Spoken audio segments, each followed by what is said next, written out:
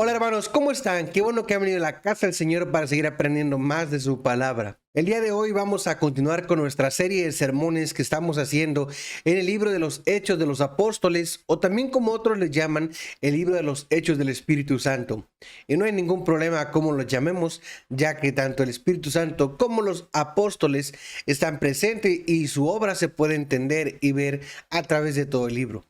Hermanos, hemos estado hablando ya y hoy vamos a comenzar el capítulo 3 y tratar de terminarlo, ya que como les dije, no vamos a ir versículo por versículo, sino de una manera temática. Hemos visto acerca de la obra del Espíritu Santo sobre los apóstoles, sobre la iglesia, cómo los unge, cómo viene con ellos por primera ocasión en el día del Pentecostés. Hemos visto también la predicación de Pedro y hemos visto distintivos acerca de una iglesia en verdad que son creyentes, seguidores de Jesucristo. Pero el día de hoy vamos a comenzar, y lo digo vamos a comenzar porque a lo largo de este libro vamos a poder ver este tema de una manera más específica y de una manera más plasmada en general.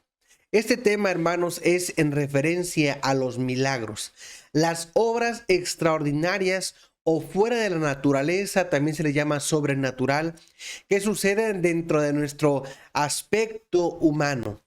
Cosas que nosotros no podemos hacer, que no tenemos la capacidad porque está fuera de nuestro alcance. Son aquellas que nosotros les llamamos milagros o eventos sobrenaturales. Bueno, el libro de los Hechos, así también como otros escritos como los evangelios, están plasmados, están llenos, ejemplo Marcos, de eventos únicos en los cuales Dios, a través ya sea de los apóstoles o directamente del Señor Jesucristo, el ejemplo de los evangelios, hacen algo que cambia por completo el hilo, que cambia la trama del momento de lo que está pasando y que los lleva a reflexionar y a entender que la persona que está ahí con ellos no es una persona común y corriente como los demás, sino que incluso tiene un poder, algo deslumbrante, algo que está fuera del alcance, incluso del entendimiento de los que están alrededor. Bueno, estos son los milagros. Y el día de hoy vamos a observar uno en particular. Y es que déjenme ponerlos en contexto, aunque yo sé que ustedes ya leyeron el capítulo 3. El apóstol Pedro y el apóstol Juan van caminando rumbo a la oración para poder orar, para poder estar en el templo. Y un hombre que había pedido limosna porque estaba cojo desde nacimiento estaba frente a una puerta del templo, y la puerta del templo se llamaba La Hermosa, no el templo. Y él estaba pidiendo dinero porque no sabía o no podía hacer otra cosa más que buscar la ayuda económica, ya que su situación física le impedía posiblemente el trabajar. Y Pedro llega junto con Juan y comienza una conversación que vamos a verla ahorita desarrollada de una manera más profunda. Y hermanos, vamos a ir viendo poco a poco esta historia, y no solamente la historia, sino el propósito del por qué Dios permitía los milagros. Y si en día de hoy también ocurre algo sobrenatural, tiene que estar bajo un marco específico de un propósito divino. Si no, no sucede de esa manera. Así que le invito a que vaya conmigo a Hechos capítulo 3. Solamente leeremos los primeros 10 versículos y después vamos a continuar. Pedro y Juan subían juntos al templo a la hora novena, la de la oración. Y era traído un hombre cojo de nacimiento, a quien ponían cada día a la puerta del templo, que se llama La Hermosa, para que pidiese limosna de los que entraban en el templo. Cuando vio a Pedro y a Juan que iban a entrar en el templo, les rogaba que le diesen limosna. Pedro, con Juan, fijando en él los ojos, les dijo: míranos. Entonces les estuvo atento, esperando recibir de ellos algo. Mas Pedro dijo: no tengo plata ni oro, pero lo que tengo te doy. En el nombre de Jesucristo de Nazaret, levántate y anda. Y tomándole por la mano derecha, le levantó, y al momento se le afirmaron los pies y tobillos. Y saltando se puso en pie y anduvo y entró con ellos en el templo, andando y saltando y alabando a Dios. Y todo el pueblo le vio andar y alabar a Dios, y le reconocían que era el que se sentaba a pedir limosna a la puerta del templo, la hermosa.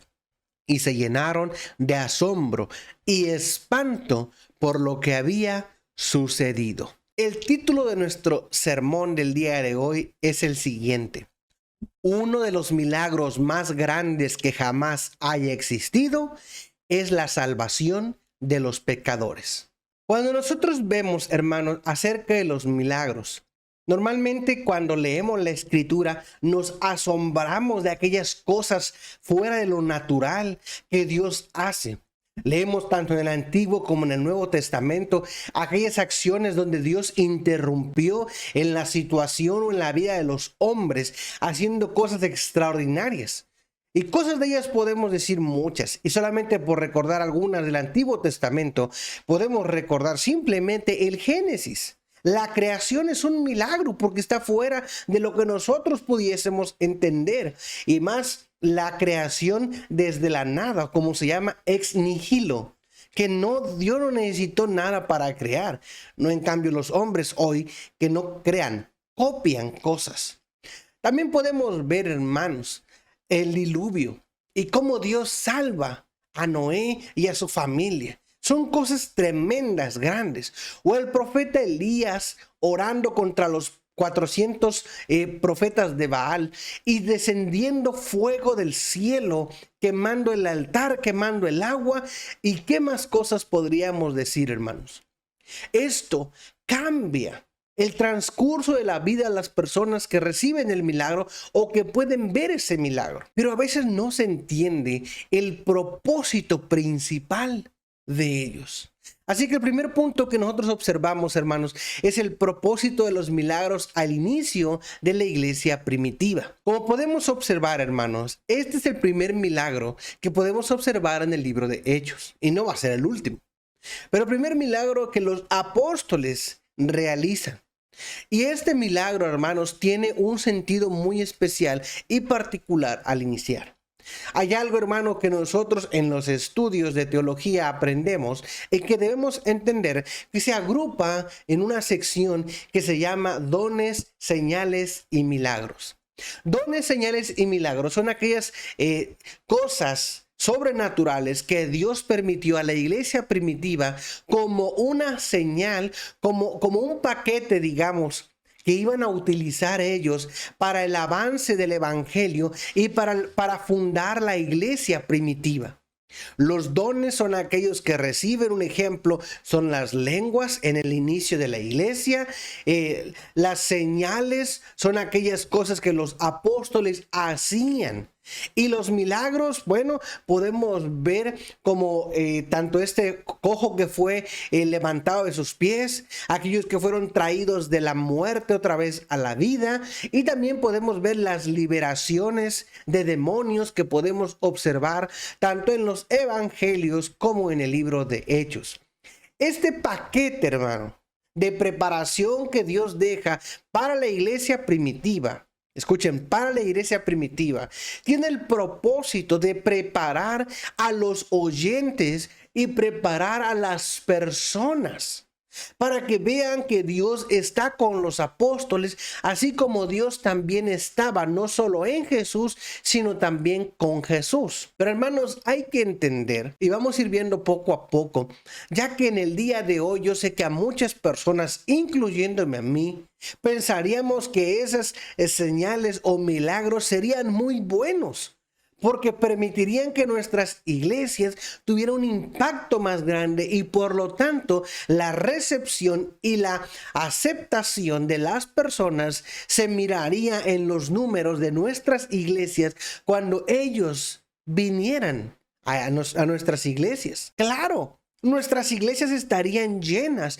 si nosotros tuviésemos el poder para realizar milagros y señales a destajo. Pero aunque Dios es el mismo de ayer, de hoy y por todos los siglos, la manera como Él permite la evolución, el desarrollo y el uso de este trío que podemos ver, dones, señales y milagros, es diferente en nuestro tiempo actual, pero eso lo vamos a ver más tarde. El propósito de esto no solamente era bendecir la vida de una persona, sanarla de alguna enfermedad o liberarla de un demonio, sino más bien un propósito mayor, que es que estas personas pudieran no solamente observar el milagro, sino observar quién es la fuente de ese milagro y que esa fuente quiere más que sanar sus piernas y sus rodillas, quiere sanar la perversidad que existe en el corazón.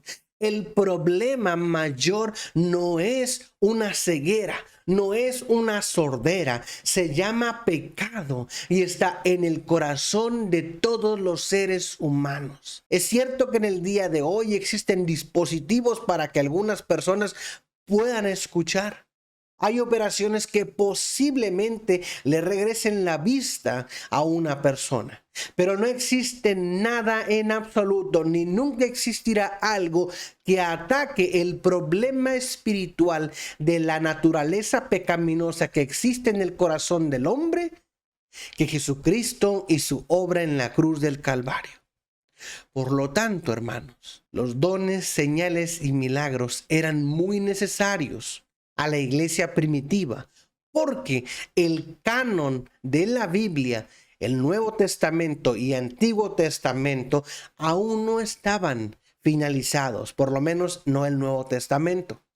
Aún no estaban siendo aceptados todos los libros, aún no había ese compendio que nosotros llamamos la Biblia, de manera que aún se necesitaba la obra extraordinaria de Dios, ya que apenas estaba formando Dios lo que nosotros tenemos como su palabra, sola escritura, de la cual nosotros tenemos todo lo necesario para llegar a conocer a Dios. El segundo punto, hermanos, y quiero que veamos, los hombres piden de acuerdo con sus limitaciones y no ven más allá de sus necesidades reales. Para observar no solamente el hecho del milagro, vamos a observar la situación de este hombre. El apóstol Pedro y el apóstol Juan están entrando para orar. Y este hombre, hermanos, no lo reconocía. Así como muchos hombres no reconocieron a Jesús. Pero cuando él estaba ahí entrando, les pide limosna. Pero Pedro dice, yo tengo algo mejor. Yo tengo algo que no es oro ni es plata, ni con el oro ni la plata se puede obtener. Y no solamente se refería al poder para sanarlo, hermanos, porque esa es una parte solamente. Y vamos a ver ahorita al finalizar de este capítulo a qué se refiere Pedro, que tiene algo que es más precioso que el oro y la plata, y no es la sanidad de los pies de esta persona. Por eso, este hombre, así como todos los hombres, pedimos en base a nuestras necesidades en el momento, conforme, como dice la Escritura, a nuestras concupiscencias o nuestros deseos del corazón. Más sin embargo, no pedimos cosas que en verdad vayan a impactar nuestra vida de manera real. La Escritura nos dice tanto en el Salmo como en Romanos 3, que ninguno de nosotros va a buscar a Dios en una conciencia libre. No vamos a buscar a Dios porque todos estamos muertos en delitos y pecados, como Pablo escribe a Efesios 2. Sino que nosotros vamos a buscar el favor de Dios, las bendiciones de Dios, pero no vamos a buscar a Dios. Incluso hay personas que quieren recibir el favor de Dios, incluso sin pedírselo a Dios.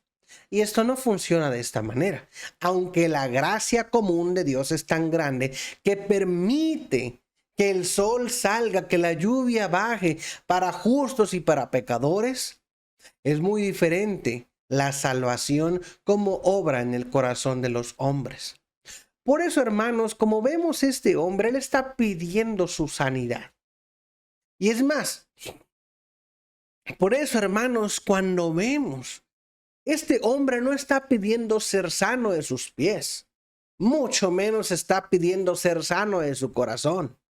Él está pidiendo con base a la necesidad del día a día. Y aunque la escritura no dice que pidamos el pan de cada día, esto no quiere decir que nosotros vivamos al día, sino que debemos nosotros vivir al día confiando en aquel que conoce todo lo que va a pasar y asimismo planeó para que pase. El corazón de este hombre minusválido representa, y sus acciones representan a la humanidad, cuando solamente pide lo que quiere, mas no lo que necesita. Pero Pedro y Juan, llenos del Espíritu Santo, sabían que no solamente este hombre necesitaba un taco, y podemos ponerlo al estilo mexicano, sino necesitaba la sanidad de sus piernas. Pero había incluso un milagro mucho mayor que esto. Y esta es la salvación de su corazón, la salvación de su alma. Y eso solamente Jesús puede hacer. Por lo tanto, hermanos, cuando observamos esto, pero le dice, yo no tengo ni plata ni oro, pero lo que tengo te doy. Y no se lo da a medias, sino se lo da en dos pasos. Primero le dice, levántate y anda en el nombre de Jesucristo de Nazaret. Entonces este hombre dice, nombre de Jesucristo de Nazaret, me suena. ¿No es el que acaban de crucificar no hace mucho tiempo? ¿Por qué está hablando de esto este hombre que llegó? ¿Por qué lo menciona? Y de repente, hermanos, yo creo que en la mente de esta persona cuando, ¿por qué me dijo en el nombre de Jesús? Y empiezan los pies a acomodarse. Me quiero imaginar la escena, no es que así pasa. Este hombre pensando, ¿quién es Jesucristo de Nazaret? Y comienzan sus pies a levantarse. Y dice, ¿qué está pasando? ¿Qué está pasando? Dice que lo ayudan a ponerse en pie. Y cuando se pone en pie, comienza a brincar, comienza de alegría y comienza a alabar a Dios, porque dentro de la cultura judía que estaba impregnada del conocimiento de Dios, no aceptaban a Jesús, mas sin embargo aceptaban que Dios y de él recibían las cosas. Por lo tanto, este hombre alabó a Dios. Y esta es una de las cosas que tenemos que ver cuando Dios hace un milagro real en nuestras vidas, hermanos. Es necesario que en nosotros exista la gratitud, el agradecimiento y una alabanza a Él.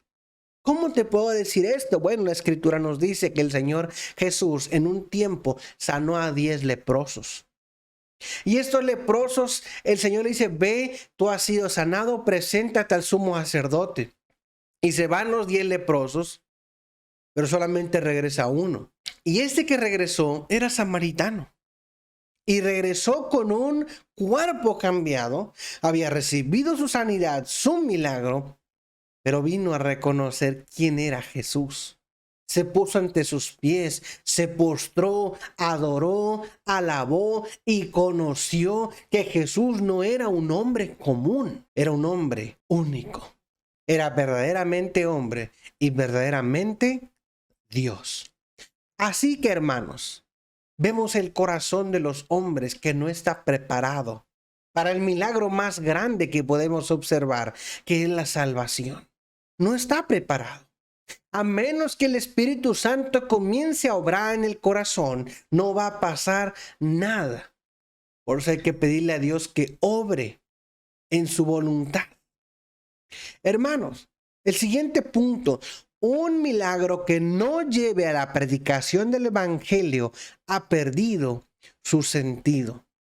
Fíjate, después de que Pedro y Juan sanaron a este hombre, ellos entraron al templo y las personas que habían visto el milagro y que habían visto, porque este hombre, dice la escritura al inicio del versículo 11, dice que este hombre tenía agarrado a Pedro y a Juan, no porque se iba a caer, sino por la emoción, por el impacto que Dios había hecho en su vida.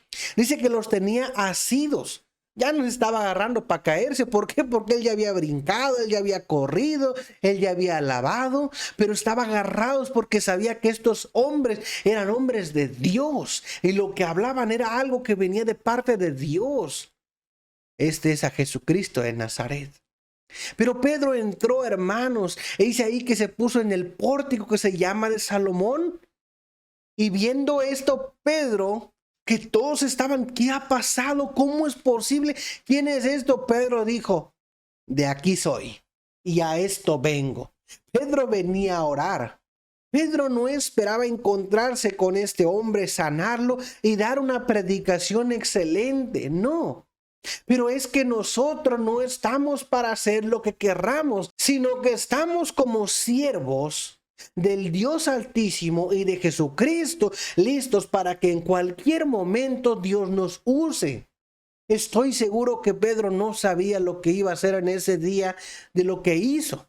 Pero Dios tenía planeado que en ese día no solamente un hombre recibiera la sanidad, sino que muchos escucharan el mensaje de salvación. Hermanos, Dios usa los milagros, señales, dones para poder hacer conocer su nombre entre las personas. Y si vamos al Pentecostés, a capítulo 2, entre las naciones. Las señales de las lenguas fue algo que ellos escucharon, oír la predicación. Por eso hay que tener, hermanos, rápidamente un contraste con las iglesias de hoy en día, que dicen que los dones, milagros y señales, de la misma manera que había en la iglesia primitiva, están activos. La verdad es que no. Hay una doctrina o una postura teológica que le llamamos el cesacionismo contra el continuismo. El cesacionismo, hermanos, explica que estos dones, señales y milagros de esta manera tan visible era explícitamente para la iglesia primitiva, pero que a partir de que el canon de la iglesia se cierra con la escritura del último libro, del último apóstol, estos tres, el trío que le llamaba yo, señales, dones y milagros, aunque fuesen necesarios, ya Dios no los utiliza de la misma manera. De manera que ya no hay una continuidad de ellos hoy en día. Porque en la Biblia tenemos más, como dice el mismo apóstol Pedro, tenemos la palabra profética más confiable. Los continuistas, ¿verdad? Los que creen en que estos dones y milagros continúan, los siguen predicando, los siguen practicando e incluso les invitan a sus fieles a participar de ellos, como son, bueno, las lenguas. Pero fíjense, hermanos, que aquí quiero hacer un paréntesis sin afán de ofender a nadie. Yo no estoy muy de acuerdo con estas famosas campañas de sanidad y milagros, porque así se proyectan campañas de sanidad y milagros. Porque aunque Dios es el mismo y tiene el mismo poder y puede hacer lo mismo, sabemos que Él ha obrado de una manera diferente, porque ahora, como dice Hebreos 1:1, que Dios habló antes a los padres por medio de los profetas, en este tiempo nos ha hablado a través de su Hijo Jesucristo. Entonces, mi predicación se basa en la obra de Jesucristo en la cruz, no en los milagros. No en las señales, no en los dones, sino en el evangelio mismo. No hay nada más que pueda cambiar el corazón de una persona, y no hay nada más que pueda erradicar el pecado de una persona que la obra de Jesucristo expiatoria en la cruz, que la obra sustitutoria de Jesucristo en el madero. De modo que tanto las señales o los milagros pudiesen ser útiles para atraer gente. Incluso hay una frase o un eslogan que usan que dice: Ven y recibe tu milagro. Pero ¿qué pasa, hermanos, si esa persona viene con su necesidad real y se va con su misma situación? ¿Creen que va a decir como Job, Dios dio, Dios quitó, alabado sea su nombre? Yo lo dudo mucho. Yo estoy más seguro que esa persona se va a ir enojado con Dios, maldiciendo a Dios incluso. ¿Por qué? Porque Dios o no existe para esa persona después de no recibir su milagro, o cree que Dios es un Dios injusto, o lo que va a sentir es que esa persona no es digna del amor de Dios. Fíjense, en vez de ayudar, solamente acaban con la necesidad de esas personas, porque esas personas, al igual que ese cojo, solamente venían por su milagro, pero no se daban cuenta que había una problemática más grande en sus corazones. Es cierto, yo sé que muchas veces en esas campañas se predica.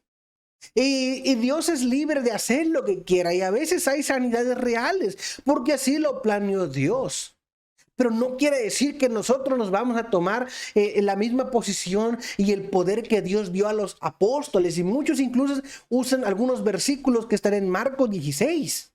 Y es que los dio a todos, y por lo tanto la escritura nos dice que hubo 7 hijos de un hombre que se fueron a exorcizar a alguien, a liberar, y que le decían, ¿verdad? En el nombre de Jesús, del que predica Pablo. Y este demonio, la escritura nos dice que le contesta: a Jesús lo conocemos y a Pablo también, pero ¿tú quién eres? El hecho de mencionar algo en el nombre de Jesús no quiere decir que es una palabra mágica, pero cuando todo se hace en orden y conforme a su voluntad, entonces hay cambios. Dios puede sanar a una persona hoy absolutamente. Él es el mismo, Él tiene el mismo poder. Pero si Dios sana solamente las piernas de una persona y deja el corazón que vaya camino a la perdición, ¿qué podemos pensar de ese Dios? Yo creo que Dios no actúa así, sino que el propósito, hermanos, de ese milagro fue esta oportunidad que tiene el apóstol Pedro, que estaban todos sentaditos ahí. Estaban esperando y viendo a este hombre entrar, y de repente Pedro comienza la predicación. Este Jesús al que crucificaron, el Señor le ha hecho Dios. Ustedes lo mataron, fíjense. Y en el versículo 14 dice: vosotros negasteis al santo y al justo y pediste que se os diese un homicida. Cuando Pilato les dice: les voy a soltar a Jesús, el pueblo dijo: no, queremos a Barrabás. Pedro aquí lo dice: ustedes quisieron a Barrabás, pero ustedes no fueron quien mataron a Jesús. Dios había planeado esto desde antes de la fundación del mundo, porque era necesario que el Cristo padeciese conforme a las Escrituras, para que tú y yo pudiéramos tener perdón de pecados y vida eterna. No fueron los hombres, fue el decreto divino de Dios antes de la fundación del mundo. Y gracias a Dios que Él permitió esto. Yo sé que fue doloroso para Jesús y nos duele cuando lo vemos. Pero gracias a Jesucristo y a su obra en la cruz es que tú y yo tenemos perdón de pecados y redención de nuestras vidas. Pero fíjense lo que dice el versículo 15. Y matasteis al autor de la vida. Ya lo vimos anteriormente. La predicación de Pedro va al grano.